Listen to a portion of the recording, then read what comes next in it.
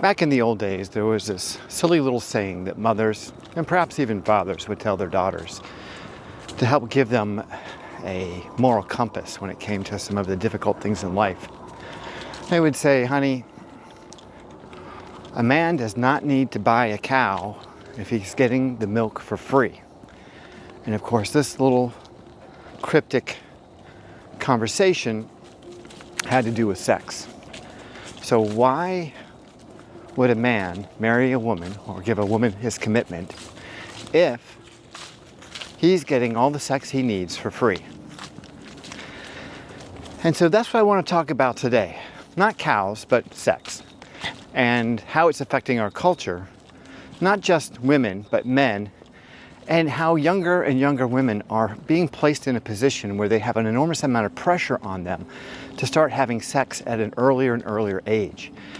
And as a culture and a society, we all have to deal with this because it's affecting us in negative ways that are far-reaching and have implications that I don't think we fully understand.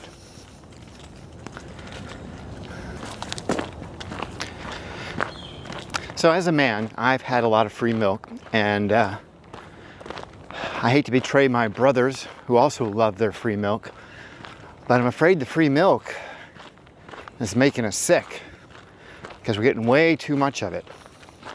And in the cultural arena of interpersonal relationships and the balance of, I hate to say power because that's such a loaded word, but there's an equilibrium that needs to occur between the genders in order for a society to be healthy and to prosper. And the availability of free sex, and that's really what we have now. Sex has almost no value to men because it's everywhere. We can get it anytime we want, whether it be, from a dating app or through pornography or by going and paying for it. I mean, sex is everywhere. So, like in any other economy, if you increase the supply of something, the value of it is going to drop because the demand won't be nearly as high. And as a result, a lot of women I'm seeing are having difficulty finding men to marry. And that's a very complex situation too, because there's so many aspects to that. But just talking about the sex part of it, why would a man buy the cow if the milk is for free? I mean, really, cows are expensive to maintain, Cows can be troublesome. Cows break things. Have you ever had a cow in your house? Can you imagine? Cows can be very, very problematic. So, most men are not looking to buy cows these days. In heterosexual relationships, women have always been the guardians of sex, and men have always been the guardians of commitment. Right now, the gates of sex have been broken down. There are no guardians for that anymore. So the doors to sex are open all the time. So there is really no reason for men to provide commitment in exchange for sex. So the fact that women are struggling to find men is probably not a surprise, because what we've created here is a polygamous society. We no longer have a monogamous society. We have a fairly small percentage of men having lots and lots of sex, and a very large number of women competing for that small group of men. And a large percentage of those men really have no reason to give their commitment because the sex is so free and cheap to them.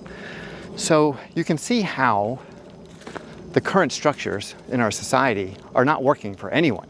They don't work for men because the vast majority of men are finding it more and more difficult to find a partner because they're all looking towards the high level men, the good looking wealthy guys, and the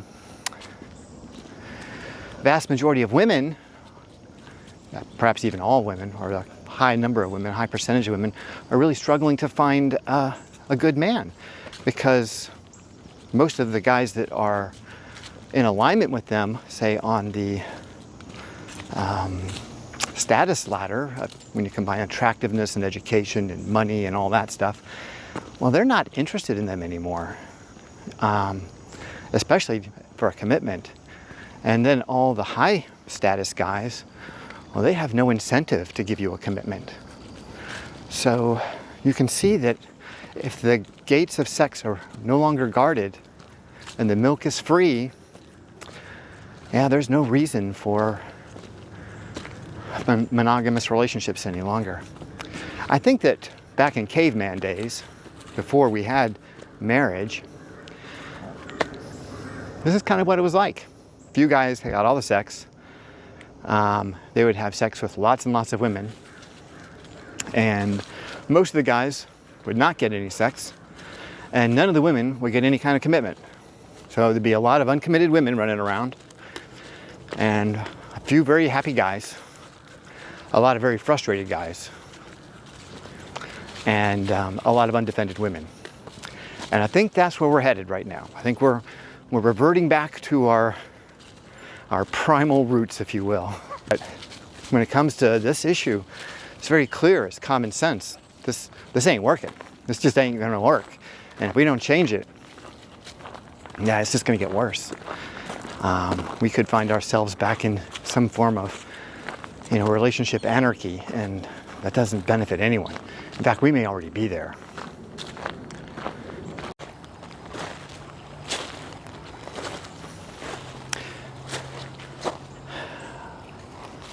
So I'm not some religious nut, and I certainly don't support people like Clarence Thomas and their draconian, government has the right to tell you what to do with your body and how people should behave in their private lives. But at the same time, I do see on a cultural level where we are really struggling when it comes to interpersonal relationships.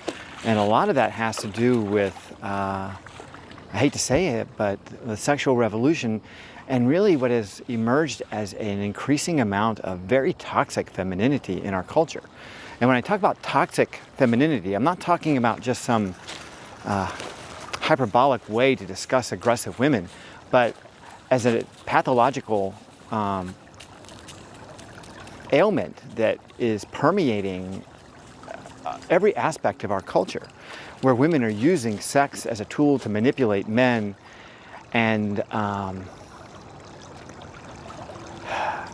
women are using marriage solely as a way to advance their lives financially, and the level of commitment between men and women has degraded to such a place that it's just purely a crapshoot as to whether any relationship will last more than a decade, I mean, the number of single mothers there are in the Western world is increasing so that they make up the majority of families. I mean, I think it's 52% of families are run by a woman. So this is a problem. This isn't good for anyone. And I think that at its core, one of the problems that we're facing is the availability, the easy availability and access that men have to sex.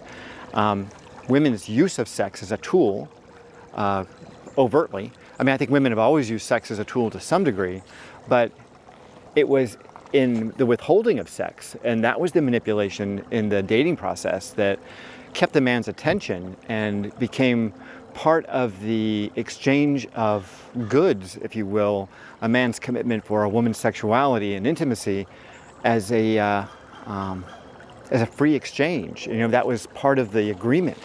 But now, when men are getting sex all over the place, I mean, there's no place you can go and not get sex, then that exchange now loses a lot of its value, and the incentive for men to be involved in relationships with women has reduced significantly. And you throw on top of that, we've had this generation, actually maybe 3 generations, of the government intervening on behalf of women, treating them like minorities as a disadvantaged group, and giving them an advantage in college applications, creating diversity requirements at jobs, creating set-asides in government contracts, making it more and more available and possible for women to succeed in business, which is wonderful. You know, on one level, I think, hey, it's great. Everyone should have their shot at it. But then as these more and more successful women who by their nature tend to have this hypergamous desire to marry up and find a higher value man, well, the dating pool for most men kind of dries up because every woman thinks she's a high value woman and she needs a higher value man. And the truth of the matter is most of these very high value men have no use for most of these women, quite honestly. I mean, if you're a career woman, let's say you've gone to all this schooling and you're a lawyer and you're, you know, single in your early 30s and you want to have a family and you've got to marry up, you want to find a more successful man to marry. So maybe you find the CEO of some company, you know, who was maybe 10 years older than you, and you tell him that you guys have a romance and you start talking about marriage. Well, what's the incentive in that for him? He's already got everything he needs. He does not need you. There's no value that you're bringing to his life. So if you want to have children, well, maybe he would like to have children, but I mean, he doesn't have to get married to have children. I mean, the world's a big place. You can get surrogates. You can do a lot of things to have children. I mean, if his desire is for children, he doesn't need you for that. He doesn't need you for money. So the fact that you have a good career doesn't offer him anything of value. You're not giving him something he doesn't already have. So what you're really saying is you want him to support you while you're giving birth and having children, but then you're going to go back to your job and he's going to have to pay someone now to watch these children. And now he's got to pay someone to clean his house and take care of his household. Where is the advantage in this for a man? I don't see it. And I think most men don't see it. So the reason why most women, or a lot of women, are struggling to find the man they want to marry is twofold. One, most men think that it's too much trouble and too much of a hassle to get into a relationship with a woman because, quite honestly, women bring a lot of emotion into a man's life, and men have a difficult time managing strong emotions, and women can cause a lot of disruption in a man's life. To the sexuality part of it, it's like men don't need you for sex. They can go anywhere. There's lots of women that'll give them sex cheaply, you know. They don't need to give a commitment to get sex. And money, most men are pretty good at managing their money. Most men can manage their money pretty well, and they don't need you to do that. So I am at a loss for how Western civilization continues unless there's some significant changes in our culture. And that means getting back to some more traditional gender roles. And I know that's going to go up some women's ass sideways, and I get it, but I don't see another solution. Either you guys have to give up your hypergamous nature to find the best possible man to marry and start settling for the men that you're probably more appropriately aligned with in the, hierarchy of attractiveness and status, and start considering what contributions you're going to make to any kind of partnership that occurs. Because as it appears right now, the contributions that you guys are making are not that valuable, whether it be sex, money, or you guys don't want to be traditional moms where you're cleaning house and making meals. Most women don't want to have that role. I know there are some that do, but yeah, from a man's perspective, where's the benefit? I don't understand.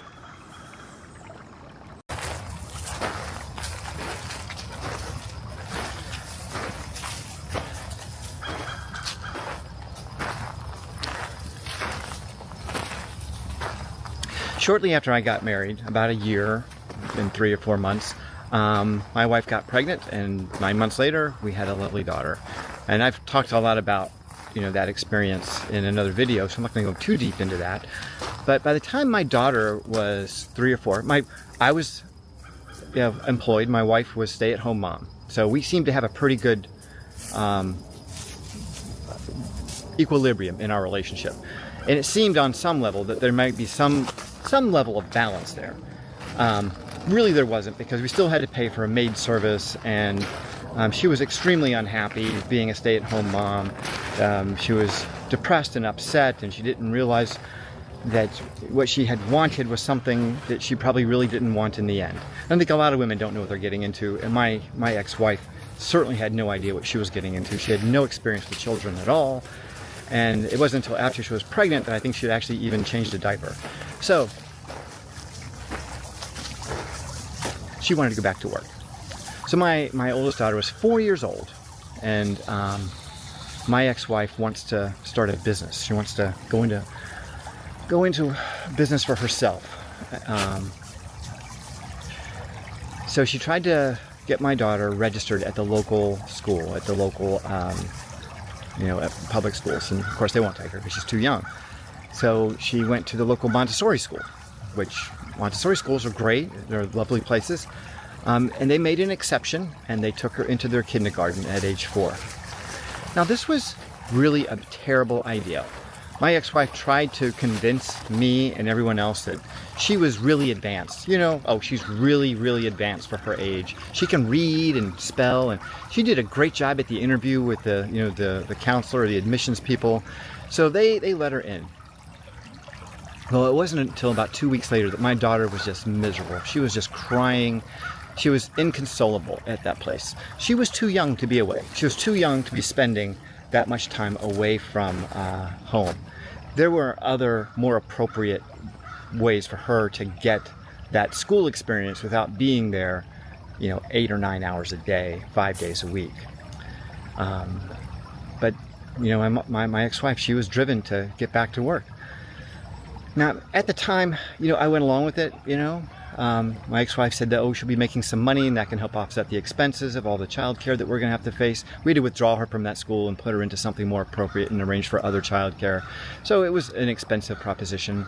And eventually we had to get a nanny because my wife got pregnant again. So the costs associated with her wanting to work and not wanting to be a stay-at-home mom were greater than the value that she was bringing as a self-employed person, or even later as an employed person, for a long time. Now, she finally did make some decent money at a certain point, but I would argue that the costs and expenses associated with trying to support her as an employed person while also taking care of the children was really financially a terrible idea. It was a disaster, quite honestly, because my ex-wife would start one endeavor and then change and go to another endeavor, and there would be months or years without her working. Meanwhile, we're still paying all the old expenses. So financially, it was a terrible, terrible situation. I would never recommend that a man get into a situation like that, because my ex-wife was unhappy, my children were unhappy, I was unhappy, and it added unnecessary stress and financial burden to our household. And if she had just accepted her role as a mom, as a stay-at-home mom, and been comfortable in that position and raised those children until they were of at least elementary school age, maybe even a little beyond that, say like 2nd, 3rd grade, it would have made an enormous difference to everyone's mental health and financial health. But because she was trying to do too many things at the same time, she literally undermined our entire relationship, and she caused some levels of trauma to my children. And I think that, they're still working some of that stuff out. So for you women that are career-minded, when it comes time to have a family, you're going to have to make a decision. Because most men, unless you're going to marry someone, as you guys call them mid, you're going to marry a guy who's along the same lines that you were at, and you both guys are going to equally contribute to the raising of children and the financial burden of the household, and you're going to be real partners, 50-50, well, maybe you guys can pull it off. Maybe that will work. But if you're going to marry up and try to get some guy that makes a lot more money than you, when I met my ex-wife, I was making about 4 times as much as she did, 3 or 4 times as much. So there was no reason for her to work. She didn't have to work. But anyway, back to, if you're going to have a family, have a family. Just do that. Just do that. Do one thing and do it really well. Don't try to be everything to everyone. You're going to fail at it all. This is simple advice. Do not try being everything to everyone. it will be a disaster.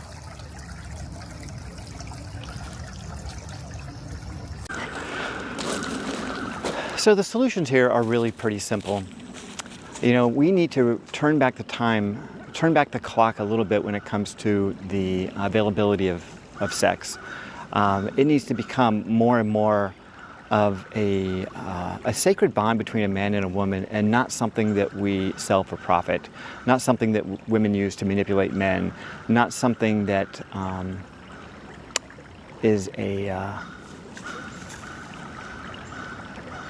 it puts pressure on younger and younger girls to become more and more promiscuous.